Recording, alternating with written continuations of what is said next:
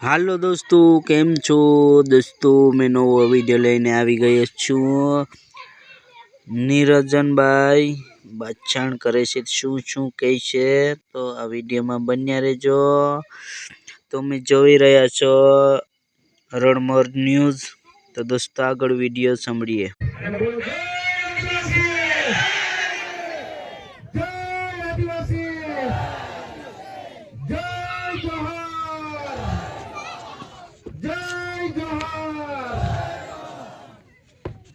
આપણી વચ્ચે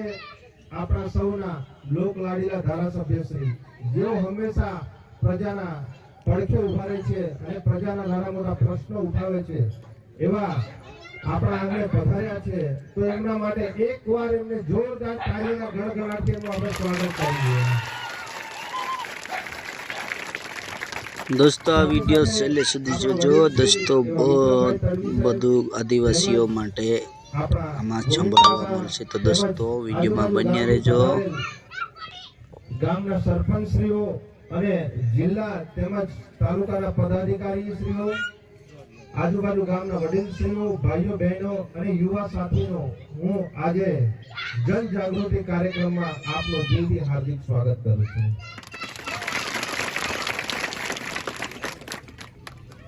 આપણે દેશથી આઝાદ થઈ ગયા આજે 78 વર્ષ થઈ ગયા, પણ તેમ છતાં પણ આજે આપણા ઘણા બધા લોકો આજે ઓફિસોમાં આજે ઘણા બધા જે નેતાઓ છે એ નેતાઓના ત્યાં પગે પડી અને પોતાની માંગણી અને પોતાના અધિકારો માટે લડતા આવ્યા છે. એમણે ભૂતકાળમાં આપણા જ વિસ્તારમાંથી ઘણા બધા લોકોએ આંદોલનો કર્યા છે, ઘણા બધા લોકોએ ઉપવાસો કર્યા છે, પણ તેમ છતાં પણ આજે આપણે માંગણીઓ આજ દિન સુધી સંતોષાતી નથી. આપણા લોકો પોતાના હક અને અધિકાર માટે આજે જ્યારે આ ડેમ બનાવવા જે સ્થાપના કરવામાં આવી ત્યારે આપણા વિસ્તારમાંથી ઘણા બધા આપણા સમાજના લોકોએ જમીનો આપી છે. એ એમપી હોય, મહારાષ્ટ્ર હોય કે પછી ગુજરાત હોય, પણ તેમ છતાં પણ આપણા લોકોને આજ દિન સુધી ન્યાય નથી મળતો. આજે ઘણા બધા લોકોને અમારી પર ફોન આવે છે, ઘણા બધા લોકો સુસાઇડ કરવાનો પ્રયત્ન કરે છે, ઘણા બધા લોકો ટાવર પર ચડી જાય છે. એવો જ કિસ્સો આજે આપણા સમાજના એક આદિવાસી કે જેમને આ સરકારે 48 એકર જમીન લઈ લીધી, એમની જમીનો આજે આ ડેમ બન્યો એમાં એમણે જમીન આપી, આ સ્ટેચ્યુ ઓફ યુનિટી બની એમાં એમને જમીન આપી, પણ તેમ છતાં આજે ઘણા બધા રાજ્યોના અહીંયા ગાડી પ્રોજેક્ટો આવી ગયા, ઘણી બધી એજન્સીઓ આવી ગઈ, ઘણી બધી હોટલો બની ગઈ, પણ તેમ છતાં પણ આજે એ 48 એકર જમીન જેમણે ગુમાવી અને એ જ્યારે પોતાના હક અને અધિકારની માંગણી કરે છે તો એવા લોકો પર ખોટા કેસો કરી દેવામાં આવે છે, એવા લોકોને આજે જેલની સલાખોની પાછળ મૂકી દેવામાં આવે છે. શું આપણે આપણા હક અને અધિકાર માટે આપણે જે નેતાઓને ચૂંટીને લાવ્યા છીએ, જે લોકો આજે સરકારમાં બેઠા છે, એવા ધારાસભ્ય, સાંસદ સભ્ય, જિલ્લા તાલુકાના જે પટાયેલા, જે ચૂંટાયેલા જે દલાલો છે, એ લોકોનો અધિકાર નથી કે આપણા હક અને અધિકારો આપણને આપી શકીએ. આપણે ક્યાં સુધી ગુલામી કરશું? હમણાં એક નેતા અહીંયા ગાડી આવે છે અઠવાડિયે અને મોટા કાર્યક્રમો અને મોટી આશ્વાસનો આપે છે. એ નેતાને હું આ જાહેર મંચ પરથી કહેવા માંગુ છું, તમે છેલ્લા 4.5 વર્ષથી આદિજાતિ મંત્રી છો, તમે શિક્ષણ મંત્રી છો, તો તમારા જ વિસ્તારમાં અને આખા ગુજરાતમાં ઘણી બધી પ્રાથમિક શાળાઓ એવી છે કે જે આજે જર્જરિત છે, ઘણી બધી શાળાઓ એવી છે કે જ્યાં 1 થી 4 ધોરણના બાળકો એક જ ઓરડામાં ભણે છે, ઘણી બધી શાળાઓ ના ક્લાસરૂમ એવા છે કે જ્યાં 5 થી 8 ધોરણના બાળકો એક જ ઓરડામાં ભણે છે અને એમને ભણાવવા માટે એક જ શિક્ષક ભણાવે છે. તમે વાત કરો છો અમારા આદિવાસીને કે અમારો આદિવાસી ભણશે અને જાગશે. અલા નેતાજી, તમે અમારા બાળકો માટે કમસે કમ જે ઓરડાઓ છે એ ઓરડાઓ તો સારા બનાવો. એમને જે શિક્ષકો છે એ શિક્ષકો તો પૂરતા તમે ભરો. આજે સર્વે કરવામાં આવ્યો તો આજે ગુજરાતમાં જે 1 થી 5 ધોરણના બાળકોને જે ભણાવે છે એમાં 18,000 થી પણ વધારે શિક્ષકો ની આજે ઘટ છે. તો અમારો આદિવાસી સમાજ હોય કે અન્ય કોઈ પણ સમાજ હોય તો આ અમારા સમાજના બાળકો ભણશે કેવી રીતે અને એ લોકો શિક્ષિત બનશે કેવી રીતે? તમે મોટા મોટા તાઇફાઓ કરો છો. આજે ગુજરાતમાં નહીં પણ ફક્ત નર્મદા જિલ્લામાં અને ભરૂચ જિલ્લામાં જે આશ્રમ શાળાઓ છે એ આશ્રમ શાળાના શિક્ષકો આજે 300 થી પણ વધારે શિક્ષકો એવા છે કે જે લોકો આશ્રમ શાળા અને અન્ય શાળાઓમાં ભણાવી રહ્યા છે. એવા શાળાઓના તમે 5-5 મહિનાથી પગાર નથી કરી શકતા. અમારે તમને કેવું છે કે તમે જે વિસ્તારમાંથી આવો છો એ વિસ્તારના લોકો આજે 30-30 વર્ષથી તમારી સરકાર છે પણ તેમ છતાં આજે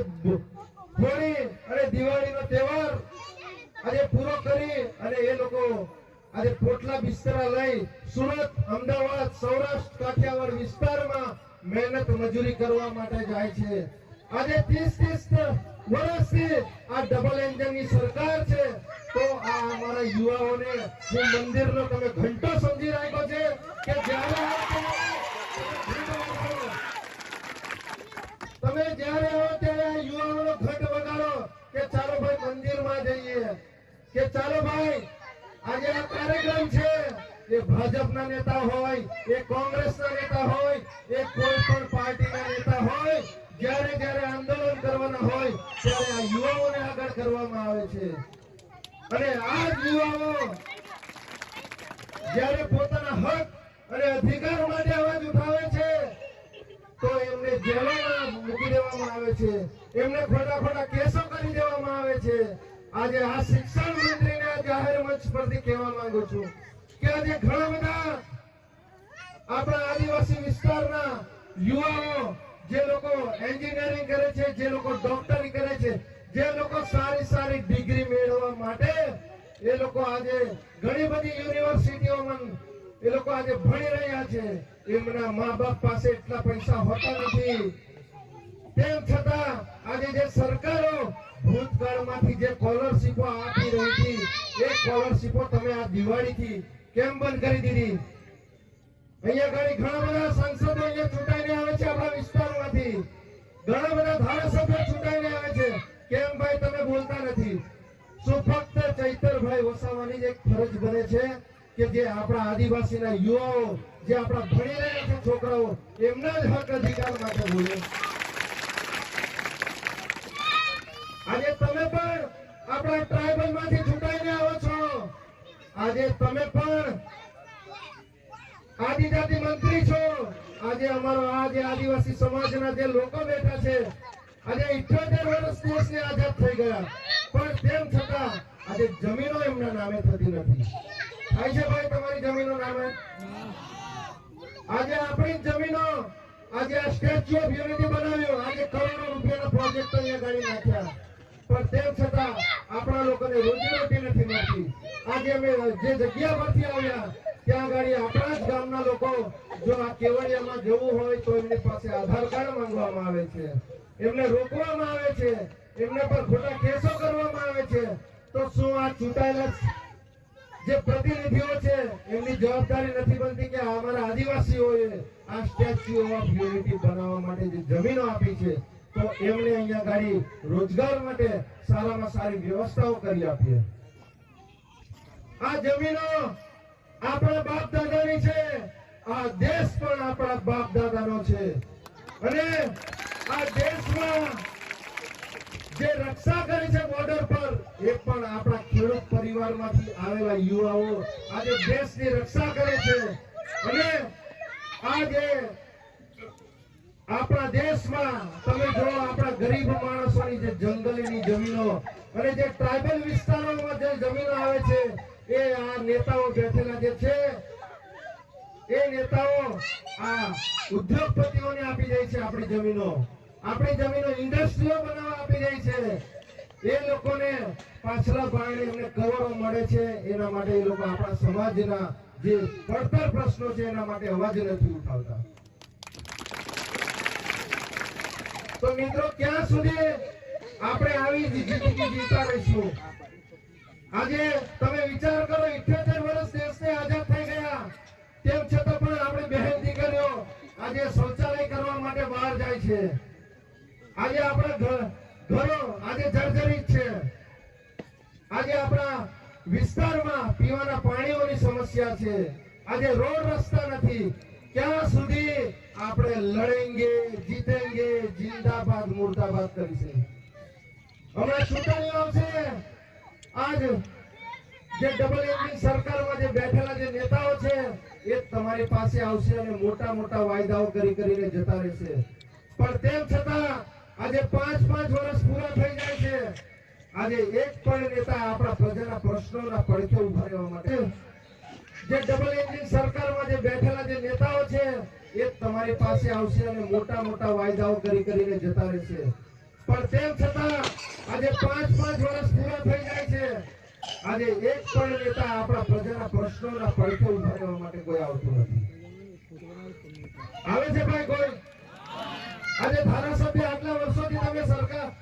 ચૂંટીને લાવો છો આજે તમારા વિસ્તારમાં કોઈ દિવસ ધારાસભ્ય કે કોઈ સંસદ સભ્ય આવ્યા છે જિલ્લા પંચાયતના પ્રતિનિધિઓ ચૂંટાઈને આવે છે તાલુકા પંચાયતના પ્રતિનિધિઓ ચૂંટાઈને આવે છે આપણા વિસ્તારમાં ઘણા બધા પ્રશ્નો છે પણ તેમ છતાં એ લોકોને આપણે ચૂંટાઈને મોકલીએ છીએ એક પણ નેતા આપણા સમાજ અને આપણા વિસ્તારના લોકો માટે અવાજ ઉઠાવતા નથી આ વ્યક્તિ ડેડિયાપાડાના ધારાસભ્ય છે પણ તેમ છતાં પણ આજે જનજાગૃતિના કાર્યક્રમો લઈ અમે આપણા સમાજ અને આપણા જે હક અને અધિકારો છે એના અવાજ માટે આપણા યુવાઓને જગાડી રહ્યા છે આજે અમે અને આજે અમારી ટીમ છે એ તો અમે અવાજ ઉઠાવીએ છીએ આજે ચૈતરભાઈ પર ખોટા આરોપો લગાવવામાં આવે છે આજે એમને ખોટા કેસો કરી આજે એમને ને એમના પરિવારને આજે જેલમાં મૂકી દેવામાં આવે છે આજે તેમ છતાં જો આજે એક ધારાસભ્યની આવી પરિસ્થિતિ હોય તો તમે વિચાર કરી લો કે આજે ધારાસભ્ય જો પોતાની પ્રજા માટે જો આટલા અવાજ ઉઠાવતો હોય અને એમની પર જો ખોટા એફઆઈઆર કરી અને એમની પર જો આ જેલો એ ભોગવતા હોય તો આપણે પણ આજેથી મક્કમ થઈ જવું પડશે અને આપણે પણ સંકલ્પ લેવો પડશે આપણા હક અને અધિકાર માટે એટલે આપણે આવનારા દિવસોમાં તમામ ભાઈઓએ પણ ચૈતરભાઈ બની અને આપણા વિસ્તારમાં જે નાના મોટા પ્રશ્નો છે એ પ્રશ્નો રોડ હોય રસ્તા હોય પાણીની સમસ્યા હોય દરેક પ્રશ્નો માટે તમારે પણ ચૈતરભાઈ બની અને આપણા વિસ્તારના પ્રશ્નો ઉઠાવવા પડશે શું તમે બધા તૈયાર છો ખરા તો આપણે હવે ચૈતરભાઈને પણ સાંભળીશું મારી વાણીને હું અહીંયા ગાડી વિરામ આપું છું એ માટે એકવાર ફરીથી ચૈતરભાઈ હમણાં સાહેબ આપણી વચ્ચે આવશે તો જોરદાર એકવાર નારો થઈ જાય બોલે જય આદિવાસી જય આદિવાસી જય જોહાર મારી વાણીને હું અહીંયા ગાડી વિરામ આપું છું જય હિન્દ જય ભારત ખૂબ ખૂબ આભાર કાર્યક્રમને આગળ વધારીશું હવે હું આપણા વડીલ શ્રી